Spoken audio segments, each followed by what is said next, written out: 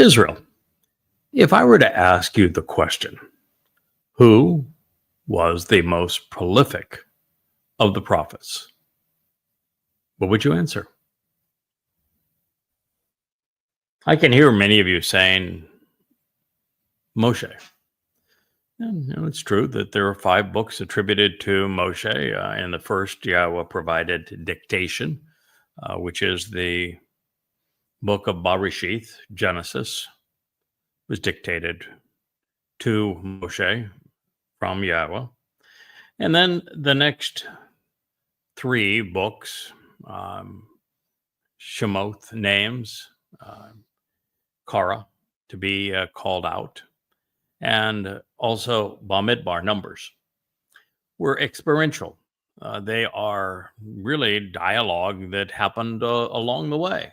Some of them are represent what Yahweh told Moshe, particularly when he goes and describes the 7 Moed Mikre, when he describes the 10 statements that were etched in stone, when he just goes about explaining how the relationship is going to develop, particularly through the Yobels, these times when men and women are freed, debts are forgiven, and we return to the promised land.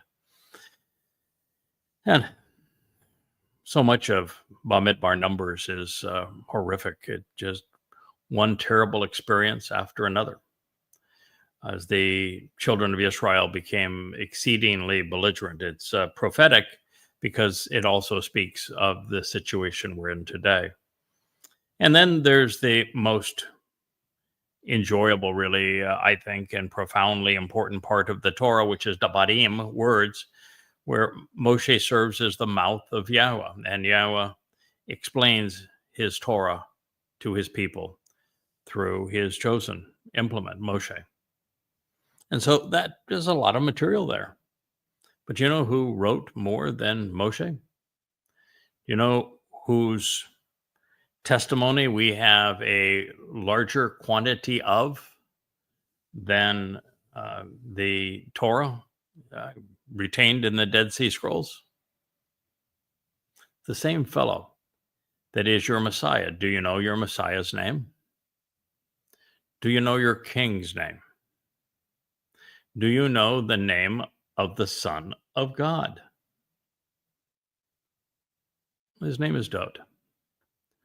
And between his Mizmor, which are his psalms, his songs, and his Mashal, his proverbs or word pictures, Dod wrote more vociferously than anyone else. He was an extraordinary prophet. And the more interesting statements that Dod made were about his fulfillment of Pesach, Matzah, and Makodim. He specifically said in first person that he was going to be crucified, fulfilling Pesach. And then he explained how his soul would carry our guilt into Sheol to make us perfect on Matzah, so that we could join him as children of Yahweh on firstborn children, on Bakurim. He told us how he volunteered to do this and how Yahweh agreed with him throughout his Psalms. And he also told us how his people would reject his accomplishments and turn against him. As Gabriel, God's most capable and courageous man, Dod came to Daniel, and he explained the exact date that he would arrive and what he would accomplish by fulfilling Pesach, Matzah, and Bakurim, 700 years before he did.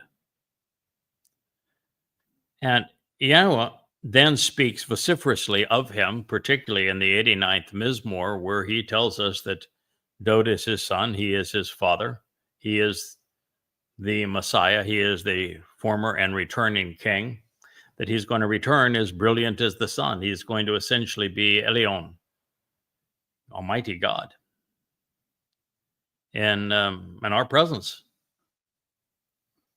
So he is the most important person in all of human history. He has been here twice before. He is the basis that the myth of Jesus was conceived after. There's this general consensus among scholars that Jesus was a real person. Well, there was no one named Jesus or even Ayusun in first century Judea, so there was no Jesus. But the assumption is that somebody had to have been there that did some of those things. Otherwise, how would the myth just have materialized? Well, the answer is quite simple. There isn't a single eyewitness account, not a single contemporaneous account of what this person did apart from the Ebonim, and that was incorporated into Matthew through plagiarism.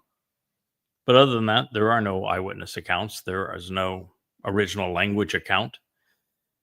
There is no contemporaneous account. The earliest book that claims to be a biography was written by a non-Israelite that wasn't even in Judea at the time. And it was written around 75 CE, 40 years, which is 2 generations later. Would be the book of Mark. Not an eyewitness account, not contemporaneous, not even by a Yehud. And so what happened is in 52 CE, Paul, who wrote the first 14 books of the Christian New Testament, he conceived the myth of Jesus Christ.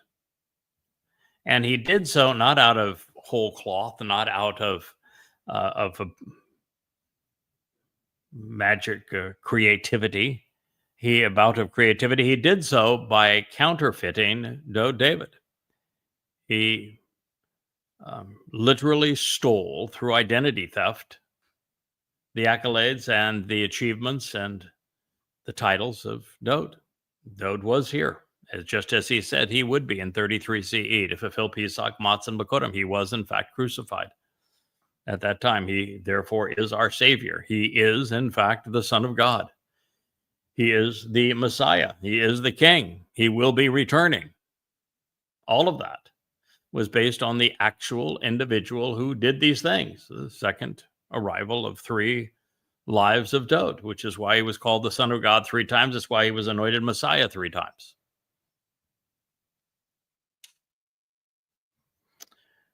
But there wasn't a single Israelite that recognized this. And as a result, there was no way for Israel to benefit from the ensuing harvests that have yet to be fulfilled, Shabuah and Towrah, because only those who understand and have capitalized on what Dode has accomplished through Pesach, Matzah, and Bakodim qualify, and no one did. There would have been none to harvest. There'd been no mortal remnant of Yisrael because they would have no idea what they were returning to. Why? When? Where? No sacrifice of the red heifer. No purging of the adulterous woman. And certainly no homecoming on Yom Kippurim. Would not have known what date that God was coming back with, what his name was, with whom he is returning, what was going to be accomplished on that day, and therefore no return to the garden on Sukkah.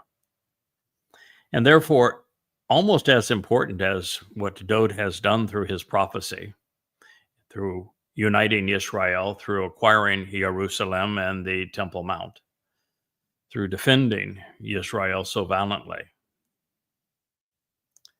and then fulfilling Pesach, Matzah, and Bakodim, is the role of his Bashar Herald. This individual who will restore Dode's proper place with his people, who will reacquaint Yisrael with Yahowah's name. And that's why he makes such a enormous contribution to this story in Bamidbar 11, in the midst of the Torah, at the point where Moshe gave up and said, I can't do this anymore. No one can lead these people, protect these people, guide these people. This job cannot be done. You might as well just kill me, Yahowah. And Yahowah said, I understand. They are miserable. I don't want anything to do with them either, to tell you the truth. But my son, his name was mentioned multiple times in this story, in this narrative, as Eldad, the Almighty's beloved.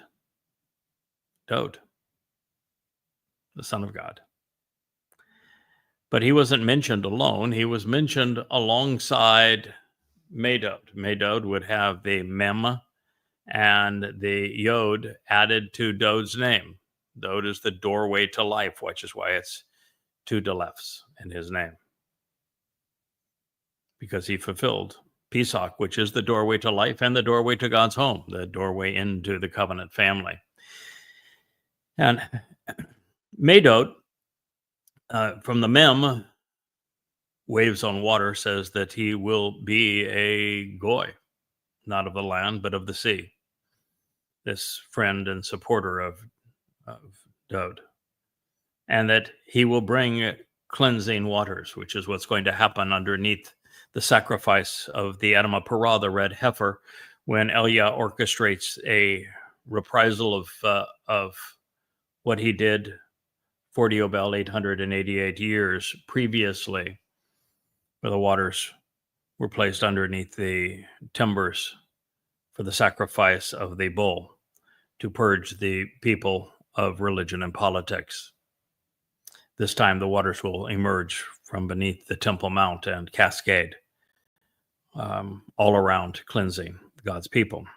Water is the universal solvent, and therefore it has cleansing properties. And also water is the source of life, and this mortal remnant will be given new life and the opportunity to endure into the millennial Shabat as we return to the Garden of Eden on Sukkah. But most importantly, they're being prepared by the red heifer to be betrothed to Dod, the returning king. And so in all of these things, Yahowah has delineated and described that Dod would have a Bashar herald, someone to proclaim his return, someone to announce all that he has achieved. You're listening to the voice of that Bashar herald. The text of the Torah reads, the Bashar herald will be beyond expectation in testifying, admonishing, and helping. And he will be a restoring witness. He will continually serve as one providing evidence to restore and sustain. And he will provide insights and understanding, Hu Bien. He will make the connections to comprehend, all for them to bite into and chew. Shin, him, piercing as a sharp crag. However, before he will reestablish the covenant by being cut off and killed. So before he will reestablish the covenant by being cut off and killed, the enormous frustration and animosity, the resentment of Yahowah will be aroused and kindled against the people. There's so many profound insights here. So not only do we have Dod's Bashar herald proclaiming his return and announcing all that he represents in the lives of Yisrael and Yehudim as the Passover lamb, as the soul who perfected our lives, enabling the promises of the covenant, as the returning king, as our Messiah, as our shepherd, as the chosen one. He is all of those things, and it is his Bashar herald that proclaims this message, the first to do so ever. 3,000 years, you're now listening to the Bashar herald, the first to acknowledge all of these things regarding Dod. And that is why it is said here that he will exceed expectations and that he will testify, admonish, and help while serving as a restoring witness. You're listening to the fulfillment of this prophecy at this very moment. And it says, he will provide insights and understanding. It is the thing that we have done best in our collaboration in these 35 books that you see sitting on the shelf behind me. There are many thousands of unique insights, previously unheralded, unknown, revealed and demonstrated, proven in these books.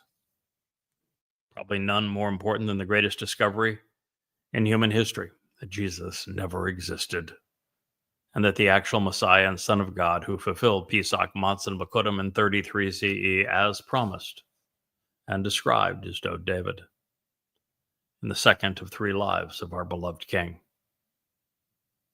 Insights don't get any more powerful or relevant than that one. So he will provide these insights, and he will offer understanding. He will make those connections necessary to comprehend, all so that they can bite into this and chew it, shin, hem, piercing as sharp as a crag. My name. Something for you to bite into and chew. However, before he's going to reestablish the covenant by being cut off and killed, and that is actually going to happen. There are 2 of us, Dode and myself, that are actually serve as sacrifices in the Moed Mikre.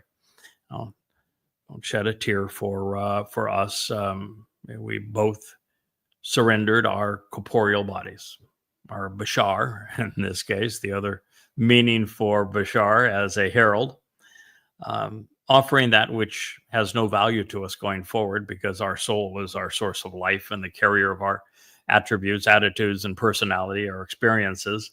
And so our soul is vital to us, but our bodies are a liability going forward. So that's all that Dode shed, was a corporeal body. It's all that I'm going to shed as well in the sacrifice. But it's symbolic, powerfully symbolic in terms of what it accomplishes. But before I reestablish the covenant, do what is described in Jeremiah 31, when the covenant is reaffirmed and renewed with Yehudah and with Yisrael. That process is different in 2 ways than what transpired previously. And those 2 ways are that, first of all, God's not going to take his people out of religious and political oppression, kicking and screaming next time. You're going to have to make this choice on your own. You're going to have to capitalize on the insights and understanding that we are providing so that you become part of God's family again. You need to do so based on your own initiative this time. No kicking and screaming. And second, the Torah, which was provided to the children of Israel through Moshe from YAHOWAH, was a document that could be held and read, studied, but it could also be written over and covered over and replaced. In Christianity, it was flat out denounced and replaced, and Islam, it was plagiarized and twisted and bastardized to the point of not even being recognizable. And in Judaism, it is the Talmud's corruptions of the Torah that were actually sold to Muhammad to create Islam. So if you want to know their perspective, read the Quran. That's not the way it's going to be going forward. You're not going to have the opportunity to besmirch Yahweh's Torah, to misinterpret it, to misquote it, to misappropriate it. Those who survive to this point, who are part of that reestablished covenant, will have the Torah written inside of them. Of course, that means that there was never any purpose to or inspiration behind the Talmud, the New Testament, or the Quran, because Yahweh is returning to his Torah teaching, going to incorporate it into our lives. That is what Jeremiah 31 says. So before he reestablishes the covenant by being cut off and killed. The enormous frustration, animosity, and resentment of Yahweh will be aroused and kindled against the people. And it has been for 3,450 years, Israel. From the moment a number of you started making that golden calf and returned to religion.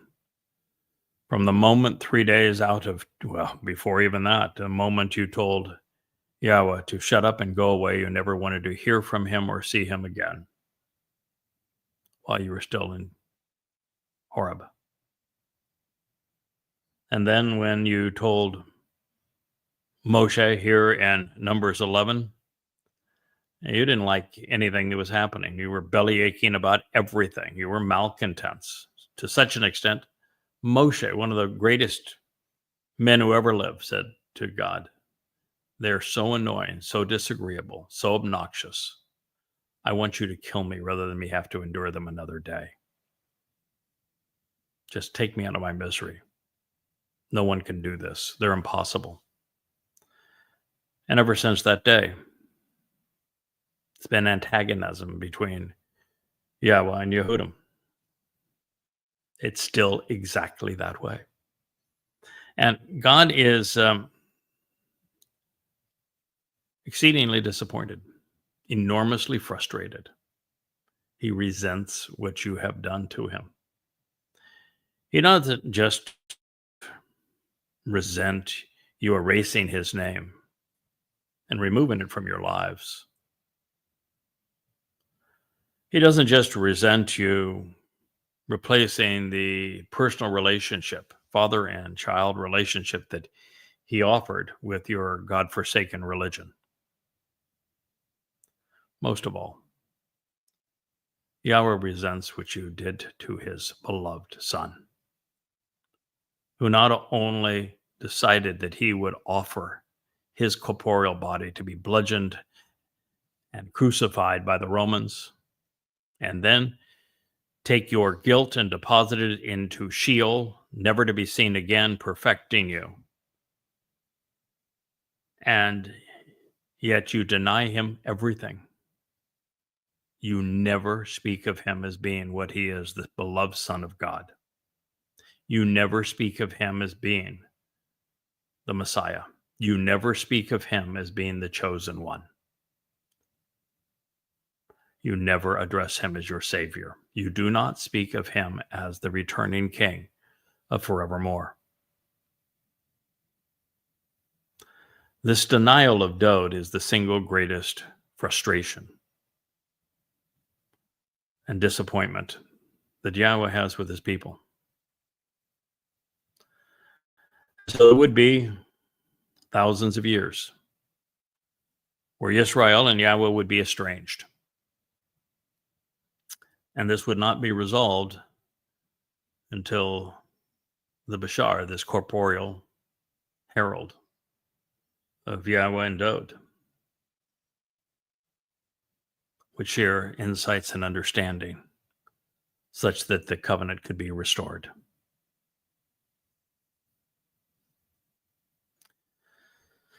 But between now and then, Yahweh's frustration is still kindled against the people. So Yahweh would afflict the people with a devastating plague, a calamitous pandemic disease, and an overwhelming impairment. Israel, you've suffered because you antagonized God. You suffered because you wrote him out of your lives. You suffered because you denied what Dod promised and then achieved. You've suffered because you chose to be religious as opposed to engaging in the covenant relationship. You've suffered because you prefer to rely on your political parties and your IDF rather than on Yahweh. And how you have suffered. You suffered during the Exodus because you were so belligerent. You brought it on yourself, but it's true. What you have 3 or 4 decent kings for a limited period of time, but for the most part, kings of Israel, the kings of Yehuda, were horrible. You were miserable. You were the ones that said, we want to be like the Goyim, and you became like the Goyim. You're the ones that chose Shaul, Paul, over Yahowah. You made just one bad choice after another, and ultimately it cost you everything. The kingdom that Yahowah achieved and defended through Daud fell apart shortly after Solomon. And then came the Assyrians, and then the Babylonians, and then the Macedonians. And after the Macedonians, there were 3 raids by the Imperial Romans, the most vicious beast ever. And of course, they became the Roman Catholics that subjugated Jews for 18 centuries, that created the environment that made the Holocaust possible, that demeaned and denigrated Jews in their New Testament, that stole your Messiah, stole the Son of God from you, stole your inheritance to create their goddamn religion. And all the while, rather than reclaim what God had given you by citing these prophecies, the rabbis decided they would fight one false Messiah with another. And they created Bar Kokhba, which brought in the diaspora, which caused the Romans to rename Judea Palestine. Think of that curse and the consequence of it today.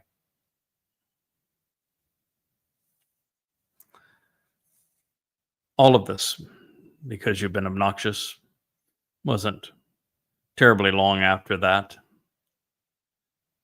And the abuse of the Roman Catholic Church and then the Byzantines, that you were badly abused as is possible by the first Muslims. 30,000 Jews in Yathrib, he killed you all. Then he went to Kabar and perpetrated genocide against Jews. This is Muhammad. Allah was the cheerleader of genocide against Jews because, well, Allah is Satan. And there's nothing Satan wants more than to kill Jews. This became the death cult of Islam. And in the first 100 years of Islam, they ransacked the world, killing a third of the world's population, including bludgeoning what had been Israel and Judea. And following the first Muslims came the Ottomans, who were Mongols and Turks combined with Islam. It was a deadly and vicious combination. And then came the Crusaders, the viciousness of the Roman Catholic Church. They also hated Jews. And then the Holy Roman Empire that created the shuttles and the pogroms of Europe, which fostered the Nazis and the Holocaust. It's been a bitter ride, hasn't it? And now, after surviving the Holocaust, you've got Israel surrounded by over 1 billion Muslims who have been brainwashed by Allah and Muhammad to hate Jews, to dehumanize Jews, to rape, abduct, torture, and commit acts of mass murder against Jews, to perpetrate apartheid against Jews. And yet you're so confused, you're trying to incorporate Muslims into your midst. You don't even know that you're at war with Islam. You think you're in a war with a 7-front war, and no, it's only one front, Islam, but you can't face it, and you're making bad situations worse in Gaza and in Iran as a result of not knowing who your enemy is. And it's only getting worse, and now you've had Marxists join them. And now it's a Marxist Muslim protest worldwide, and because of the continuing bludgeoning of Gaza and now the war with Iran, you've got the MAGAs against you too. Marxist Muslims and MAGAs. And you've always had the conspiratorialists against you. This is a bad situation. And right now, anti-Semitism is worse than it has ever been, far worse than it was in 1920s, 1930s, Europe and Germany, because it is worldwide, and it's not just Marxists, but also now Muslims, and in addition to them, the conspiratorialists. Majority of the world is against you. And yet we haven't even entered the time of Jacob's troubles. You haven't even endured what is going to happen over the next year, which is the imposition of a Islamic terrorist state carved right out of your heart, so that the next Alaska flood becomes 1,000 times worse than the previous one. And then you have the 7 years of the time of Jacob's troubles, beginning 22 May 2026, with the Shabuah harvest and concluding with the Teruah ingathering, 23 September 2033. Going to be the worst time in Jewish history. And all of this you have suffered, all of it, because you have continued to be obnoxious towards Yahweh. You won't say his name. You've written him out of your lives. And you've abused his beloved son. So you've been plagued. You brought this plague upon yourself. Numbers 11:33. By consistently rendering each word in a manner consistent with the term's actionable root, beginning with Bashar, with an eye to the future and an ear turned to Yahweh's instructions, we grow in our relationship with God, and we're better prepared for the ensuing battle, for the awakening and return of Yisrael against politics and religion, militancy, and economic schemes. While I remain as devoted to this mission as is Bashar humanly possible, the primary reason that we are exceeding expectations while testifying and admonishing Jews is that Yahweh is inspiring and enabling his Bashar, his witness, his Choter. We will restore a surviving remnant of Yisrael because of God's assistance. He has, through his Ruach of Chakmah and Bien, provided the intelligent insights and overall comprehension that is shared throughout these books and in this program. I've shared more with you about what has happened and is about to transpire as every rabbi combined in all of history. It's because Yahweh has provided the Ruach of Chakmah and Bien, of intelligent insights and overall comprehension by making the necessary connections, but as well as the Ruach of Geborah, of fortitude and courage to see this through. Between 25,000 pages of Yada Yahowah and well over 300 hours now, and probably closer to 500 hours of the Yahowah blog, there is plenty to bite into. But let's be clear, we are trying to overcome 3,475 years of pent-up animosity, resentment, and frustration. Yehudim have been egregious and for a very long time. And recognizing that they turned on Yahweh and against Moshe and have continued to be antagonizing thereafter, it is going as we should expect. It's a tough audience. That's not a good thing. And here's Israel involved in 2 wars, in Gaza and Iran, and is losing both and thinks they're winning. And no matter how many times you say, no, I'm sorry, but this is what losing looks like. And you can't get through. It's a most formidable challenge that lies before us. But at least we know that Yahweh is pleased and that our testimony on behalf of Yisrael's restoration continues to exceed his expectations. We're doing this job as well, if not better, than God anticipated that we would do so. And we will succeed together. That is as gratifying as it is satisfying. It has been obvious all along that God wasn't going to tolerate his people's belligerence forever. And why should he? Apart from a rare few, these people were already dead to him. He was now biding his time, going through the motions, until Dod's first of 2, then 3 lives. Through the time of the prophets, the horrid nastiness of religion, and finally to the ultimate restoration of Yisrael through the witness and testimony of Dod's Bashar Herald. This was a graveyard, sadly, for Yisraelite souls. It's a terrible episode.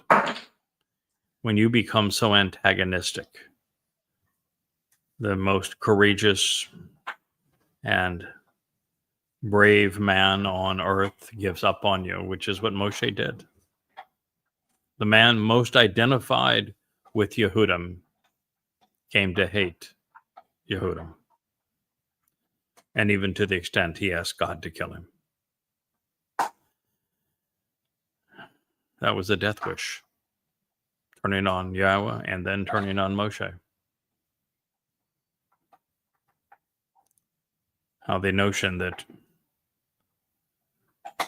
God revealed a separate Torah to these malcontents, when God is saying, no, they're obnoxious, I am not going to speak to them because they told me they didn't want to hear from me again. Becomes rather ludicrous, doesn't it? The whole myth of the oral Torah of the Talmud is insane. And the name of that place was called Kibroth Hat Ta'awa, tombs to bury lusts, longings, and cravings. It is the grave of covetousness, the sepulchres of wants and desires. Because there is where they buried the people who were overwhelmed with their wants, their needs, who were enthralled with their yearnings, their longings, and their cravings. Bamidbar in the wilderness, Numbers 11:34. When Yahweh is offering the sun, moon, and stars, when our inheritance is life and liberty, our perfection, adoption, enrichment, and empowerment, to an infinite extent, squabbling over one's next meal and complaining bitterly about the menu is sure to engender an exceedingly negative response. But such has been the nature of Yehudim, and largely as a consequence of Judaism. It's the greatest bane on the Jewish people. The original cast has written themselves out of God's story, and so it has seen many choose to pencil themselves back in before the final curtain is drawn and the book is closed. And that's what I would encourage for you to do. While the original cast is now dead and buried with their lusts, their personal cravings, and while they have written themselves out of God's story, just as they wrote God's name out of his testimony and their lives, now it waits to be seen How many of you listening will pencil yourselves back in? And do so before the final curtain is drawn and the book is closed, so that you have some frame of reference. You have a grand total of 100 months. Might sound like a long time. 8.5 years is what you have left. And 2/3 of you are not going to make it through that time. So if I were you, I'd take advantage of the offer that is nigh, the Shabuah harvest. Now, to prepare yourself for that, you're going to have to get with the program. It's only 12 months from now, and you have a lot to learn, a lot to wipe away and start anew. And so you're going to need to be reading these books that are behind me, all free at YAHOWAH.com at a voracious pace. If you're not reading them at a voracious pace, then you're just not going to be prepared for that Shabuah harvest. And as I say, 2 out of every 3 of you aren't going to make it to the Towrah ingathering. The time of Yaakov's trouble is going to be horrific. We read from Kibroth Hot to Awa, the tombs to bury lusts, longings, and cravings. The people set out and moved to Chaddereth, the sounding of the trumpets, where they remained in the presence of those trumpets. There would be a day. This was, by the way, Bamidbar in the wilderness, Numbers 11:35. A day will come, albeit 3,480 years distance from this deplorable occasion, when the shofar would be sounded for Shabuah and Towrah. God's people would be given the last chance for redemption as a result of this Bashar herald. I will openly admit that it would have been possible throughout this narrative to have rendered Bashar as meat, even though that would have been a stretch and about its 7th or 8th definition. And to ignore the fact that the verbal root means herald. And we could have rendered a call as eat rather than be nourished. But that would have left us in a terrible place, estranged from God. Moshe having given up, Yahowah having walked away, and without a remedy, without hope, without any chance that things would get better. Rich, if you're listening, Asher's really way too loud at this point. Moshe had had a nervous breakdown and had said horrible things to God. And God completely disavowed and rejected his people for their ingratitude and insanity. In the first year of a 40-year journey through the desert and 3 millennial voyage through life, this would mean that it was all over. There's no chance for a do-over. No opportunity to reboot and start again. There'd be no hope of restoration as a result of manna versus meat, if that's how you want to render these words. And in the process of a messy and irreconcilable divorce, we'd have to disavow 100 indications that this was prophetic of our situation and of yours at this time. Or, better yet, we can see all of this as I've presented it to you and explained, even justified and documented, and give Yahowah credit for being a master wordsmith and the ultimate playwright. And I think that is the better of the options available to us, and I think you do as well.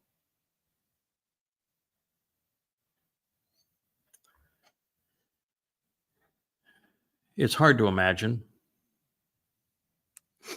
as much as Jews give lip service to the Torah and revel in the Exodus as it is framed by Judaism, that the children of Israel could have been this cantankerous, going from confrontational, maniacal belligerence just one day to the next. Nevertheless, the issue that sparked the next appalling episode in the estrangement of God's people grew out of an ill-advised resentment to Moshe's wife. She wasn't one of them. This was parlayed into an attack on the prophet's authority to speak for Yahowah, which is the very essence of the Talmud, the New Testament, and the Quran. And so this is a debate on whether or not they have a divine sanction, whether they too speak for God, whether it is appropriate to say to someone who is married into the covenant family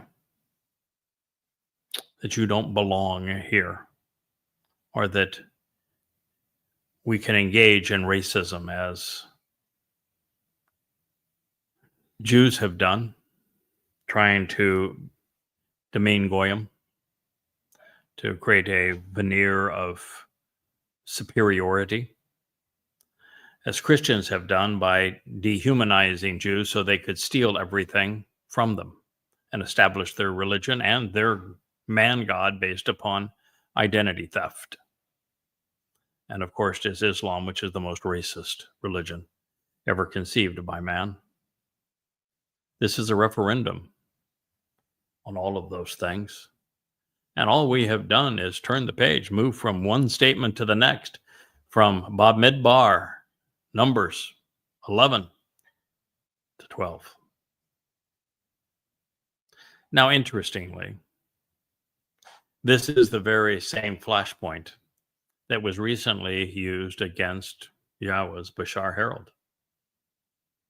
The motivation was the need to fill voids in impoverished lives by trying to supersede Yahowah's Choter, to wear him like a skin. Personal and overwhelming wants and needs, unmitigated greed, covetous desires, dark yearnings and hidden longings, all consistent with what we just read. We just read that we're buried and dead from God's perspective. They spawned a hideous cult conceived to promote a mother goddess. The instigators would go one day to the next from promoting Yahowah's Nakri to demeaning and denouncing him, only to counterfeit him to the extent that they emerged, copying every aspect of him. But their skin was leprous, diseased, and hideous. What we're about to learn is that Yahowah does not compromise to accommodate the desires of those who want to write their own script, whether they be those who composed the Talmud, the Christian New Testament, the Zohar, or the Quran. Yahowah chooses whom he intends to communicate his message through, and he never wavers or replaces them. Even when Moshe gave up, Yahowah continued to work through him. Even when Dowd fell on rough times, Yahowah continued to prevail, working alongside his chosen one. Even when they stumble and fall, of course, as did Moshe, on the previous occasion we just considered, as would Dode thereafter. God simply picks them up, dusts them off, gives them a pat on the behind and says, let's go get them. Tomorrow will be better than today.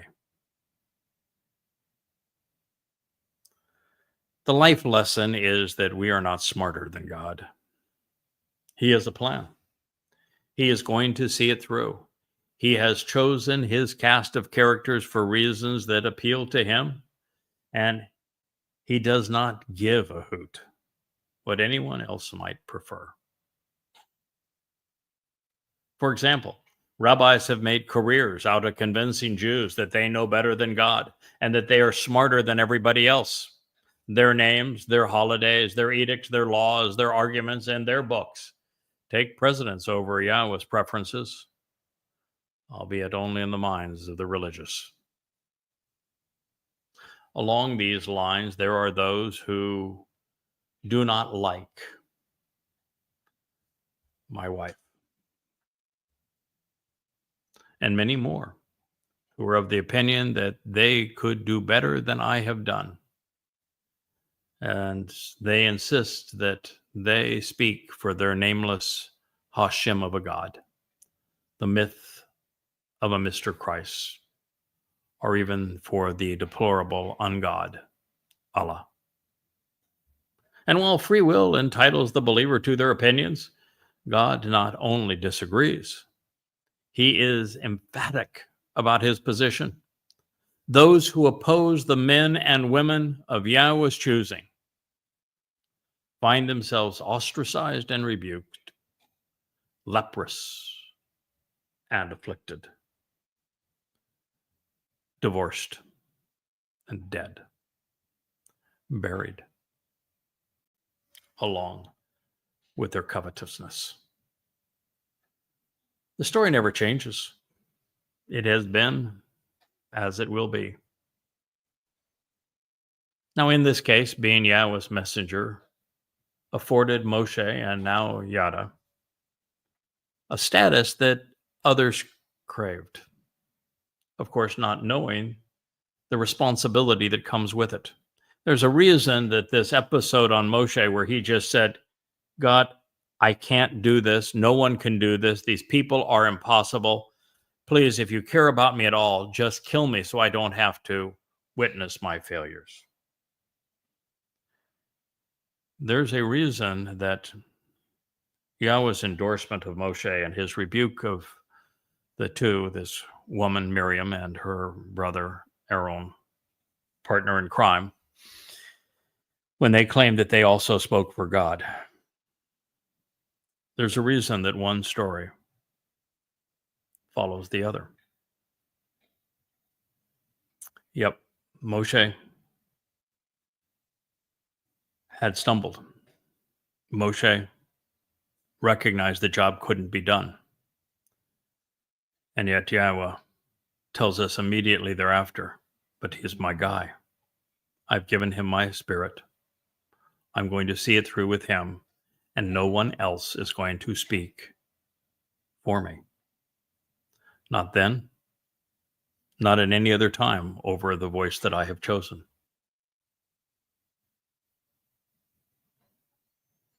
And the children of Israel no doubt thought that because they had this uprising against Moshe and that he had fallen, that he had an emotional breakdown, that this was their opportunity to speak over him, to come up with their own rendition, their golden calves, rather than the actual bull.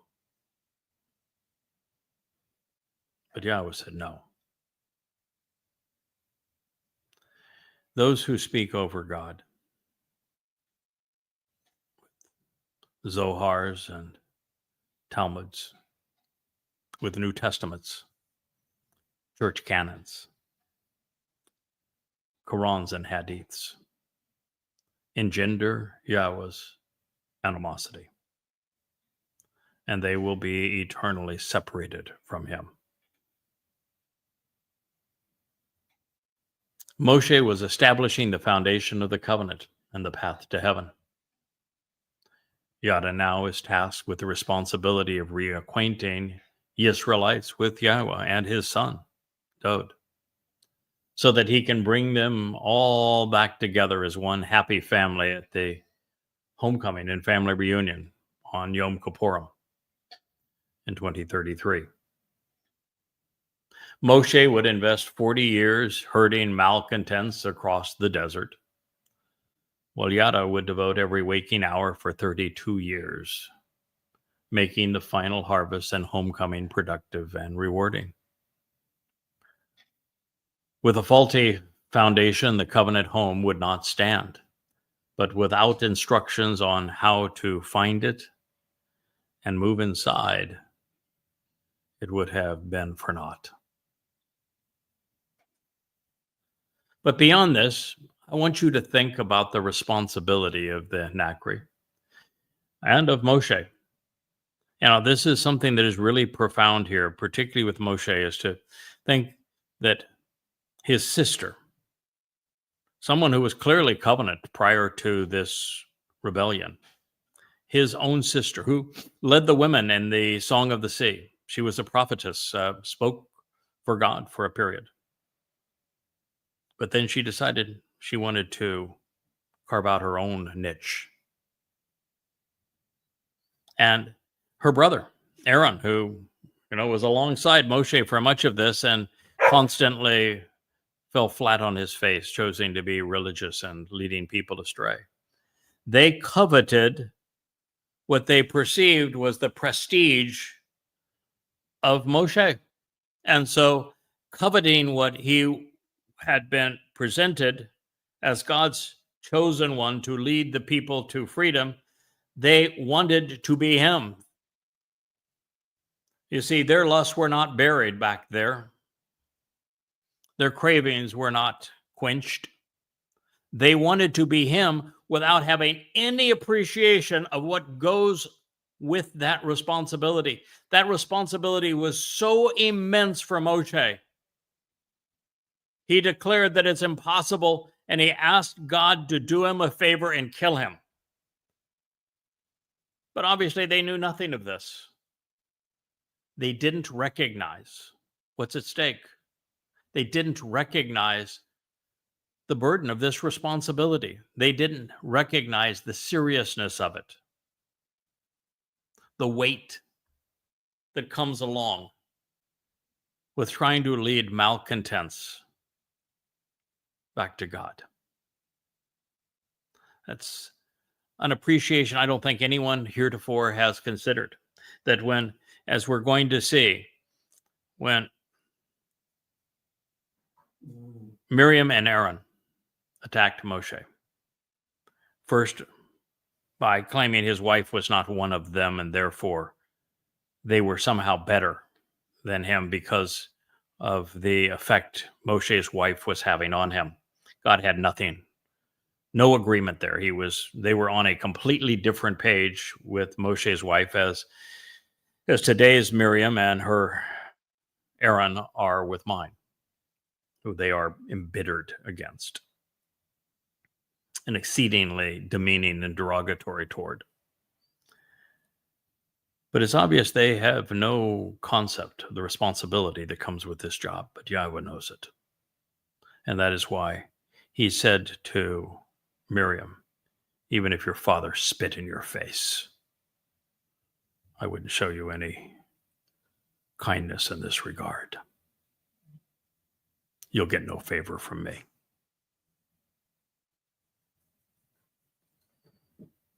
Yahweh knows what it's up against. And in the case of Moshe, he immediately reached out to 70 others to share the spirit with them and to say, they can run interference with these malcontent people. As Yahweh, when this fractured family rebellion took place, with me provided a similar team of 70 people that could be supportive and uplifting and help reach God's people here. I've just mentioned Rich sitting here, who has had such a marvelous effect on our technology and our ability to be effective. And he rose to the challenge. He was living in Kansas, sold his property, sold his possessions, and moved here to this little island in the middle of the sea because of the opportunity to be responsible. That's the kind of commitment it takes to get this done. It's not about covetousness. It's about how much you can offer in support of those Yahweh has chosen on behalf of his people. And the first thing that Rich recognized earlier this week, we were afforded a 25-page copy of, I think it's 25 pages, thereabouts, of the belligerence of the communication between the six or so people that are still part of this leprous mother goddess cult that has been so irritating and belligerent. And he says, through it all, first of all, they're just delirious. They're insane. What would you say? They're insane. Yeah, he said they're insane. Yeah, their proposition is insane. But the point that you made that I think is so important is all they care about is themselves. Yep. And their entire modus operandi is to demean my wife and to demean me. And for what purpose? My purpose isn't to acclaim myself. My purpose is to serve Yahweh's people, Yisrael and Yehudim. Guess who they never mention? Yisrael and Yehudim. They don't give a crap about God's people. They're in this for themselves. They talk about getting ready for their harvest, for Shabuah. It's not their harvest. It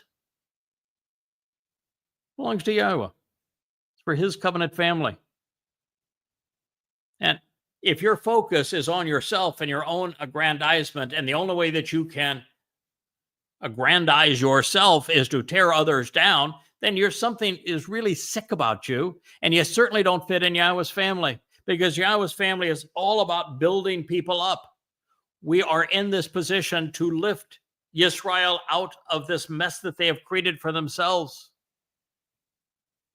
We're here to introduce Yisrael to Yehudim, not to make certain that we're part of this next harvest.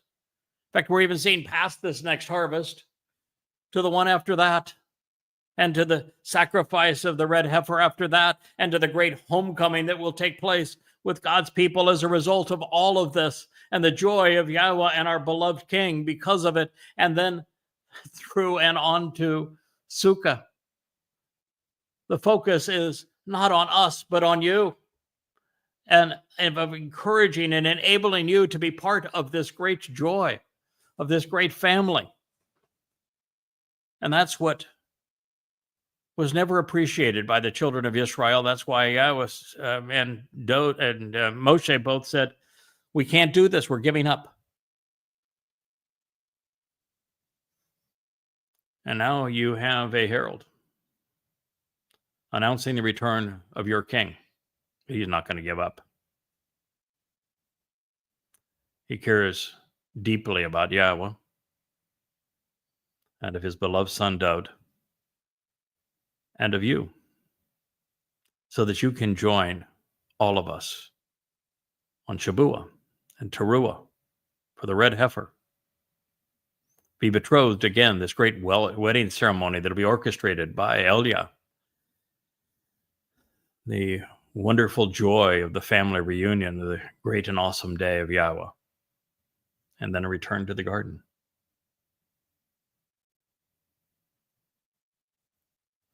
That's what we're all about.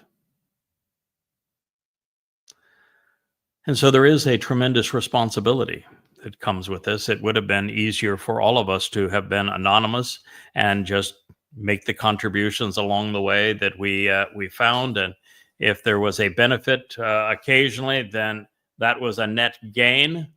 And if more people benefited from what we had to say, and the family reunion was a greater celebration, then great. But that's not Yahweh's approach. He has 1,000 prophecies about this. And so what are you going to do? I'm not going to shirk my responsibility because I don't want to disappoint Yahweh, and because I want you there celebrating with us. I want you to appreciate and enjoy all that we have come to know about God and about our King. So just as Yahweh, at the point of despair for Moshe, introduced Moshe to Eldad, the Almighty's Dod, and to Medod, not only this man that would come from the sea and be cleansing and provide new life based upon Dod, but also the one who's representing that yod, that hand that reaches down and out with an open hand to lift God's people up from where they are, out of the mire of religion and politics, into the beautiful enlightenment of and emancipation of Yahweh. That was Medod. And so similarly, God announced through Solomon at the dedication for the house of Yahweh's name 3,000 years ago, he said that the entire world, including Israelites and Goyim, should listen to and act upon everything the Nakre, this observant foreigner, spoke and wrote. And so that's the ultimate challenge. Say too much and risk something wrong, and say too little and fail as a result. So as we move forward and you consider what is revealed in the Torah, please do not make the mistake common among rabbis of assuming that a concern over Moshe's wife being of a different ethnicity actually mattered. Back then, 3,450 years ago, that was just a ploy. It was stated this way because it makes the statement prophetic. It brings it to our day. This rebellious cult that has been conceived to say we too speak for God. I can't say for Yahweh because they changed God's name to suit their agenda.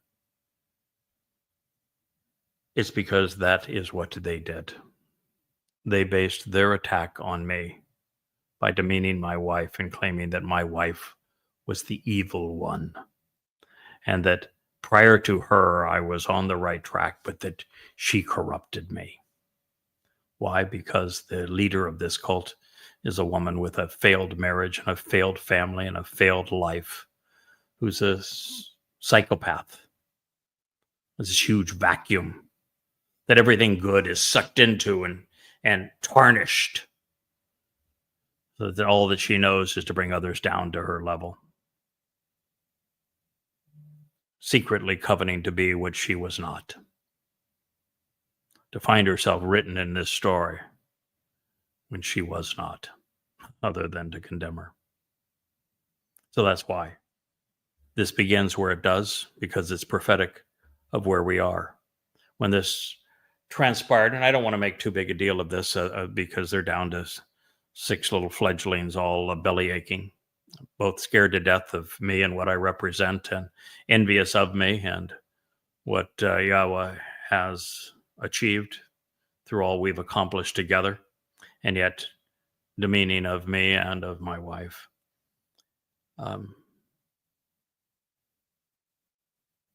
They were shocking to my system for a moment, because the 3 of the most important people that were part of that original group, my publicist, social media manager, as we were beginning now, we've completed the message, it was time to get the message out, and the webmaster all left. I don't think the publicist is with them anymore. You never hear anything from her in that group, and that's good for her. I hope she returns now that she's extricated herself from the core of the group. But the Aaron figure in this story and the Miriam are vile as ever. And it is a lesson for us, because when it occurred, I went to Yahweh and say, how do I handle this? What would you like me to do? Because I said, this isn't written in your story. And he said, yeah, it is. says you've just come to realize that the animal parah, the red heifer, is the solution for the adulterous woman. Numbers 19 resolves Numbers 5. And you've come to understand exactly the role you play in that and the purpose on behalf of Dod's return. Why don't you look between them? You'll find the answer. And they're all along for you.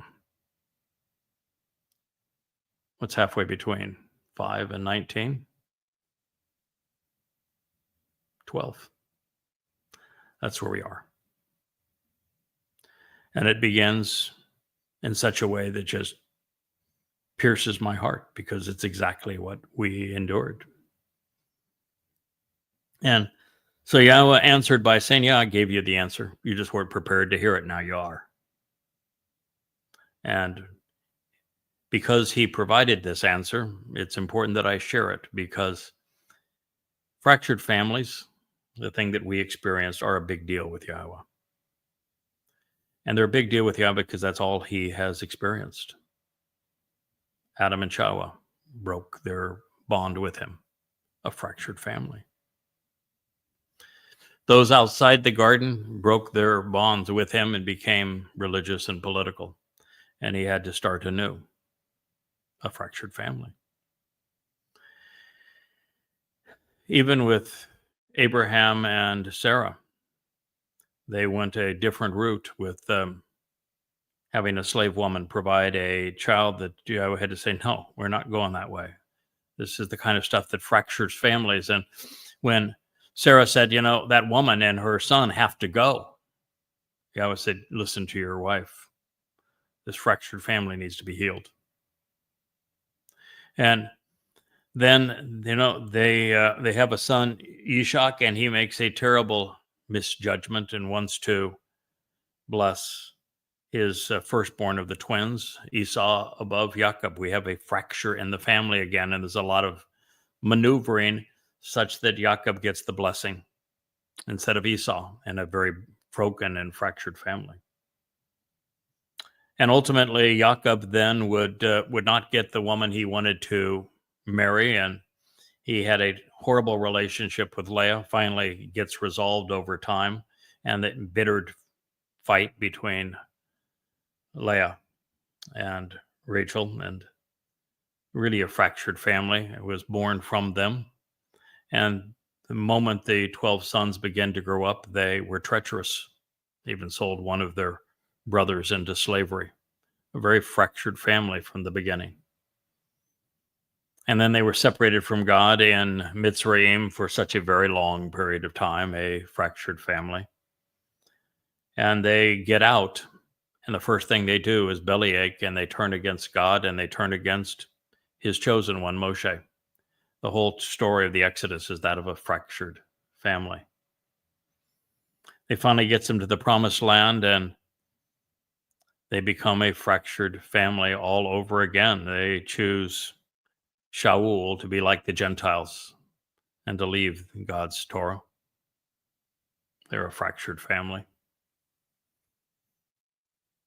And then Yahweh chooses Dod, and his own son turns against him and leads a rebellion. It was one of the most heartbreaking episodes of a fractured family we're ever going to experience. And then with his son, Solomon, he chooses women who have pagan backgrounds, and he ultimately fails in his relationship with God, and Israel is fractured from Yehudah, hauled into slavery. And then Yehudah would be fractured from Yahweh and also hauled into slavery with the Babylonians following the Assyrian issue. It's just nothing but the story of fractured families. And so Yahweh, for him to be able to effectively communicate, needs those who speak for him to have experienced what it's like to be a fractured family. Every one of Yahweh's prophets was rejected in this way. And he even went so far through Hosea, through whom he wanted to explain the divorce, why he had to divorce Israel. separate himself from them, say, "You are not my children anymore." And he instructed Hosea to have some empathy for him by marrying a temple prostitute, a religious whore, which is what his people had become. It's the story of fractured families, all the way through, from beginning to end. Israel has been adulterous with Judaism, and they live estranged from God. God's enduring a fractured family at this moment. And so not only was it important for me to personally recognize what a fractured family is like, and then for Yahowah to provide the beautiful woman that you saw a couple of programs ago yesterday, make such a marvelous contribution. I've watched it several times since then, and it just brings such joy to my life to see how Yahowah has arranged for us to be together and to reach out to his people at this time, and how intelligent and warm and caring and loving and funny and charming, beautiful my wife is, and what she contributes. She works at this as diligently as I do. So I've gone from a personal fractured family to an ideal family. And so Yahowah has shown me both. And then with our covenant family, he has shown us what a fracture looks like in it, and then what it's like when it is as it should be. And so this story was actually very important for us. And for that reason, I'm going to share with you for a second time now Bamidbar, Numbers 12. Now we'll get into the text in our next program, but this has been I think, an effective introduction to it, particularly as we come out of the fracture of the children of Israel from Yahowah and from Moshe into this horrid experience with Miriam and Aaron, the brother and sister of Moshe, and how God responded. It is an exceedingly important teaching, and it is a narrative that is far more prophetic than it is historic. And so with this framing of the issue and this introduction, we will proceed with the story of Miriam, the embittered and contentious, the rebellious, and Aaron, the alternative, and their attack initially on Moshe's wife, and then on Moshe's calling in our next program. So I thank you for listening, and I hope that this has been the Torah made alive in your midst, so that it is relevant to where you are in your life, because you are now the fractured family of Yahowah, a fractured family he wants back. The whole purpose of cleansing the adulterous woman is so that you can be betrothed to Yahowah's beloved Son, your King, forever reconciling the relationship, which is the entire purpose of the Day of Reconciliations, which is why we are here. It's why Dode has a herald. And I am that Bashar, and I speak for Yahowah and for Dode, his beloved son. Thank you for listening.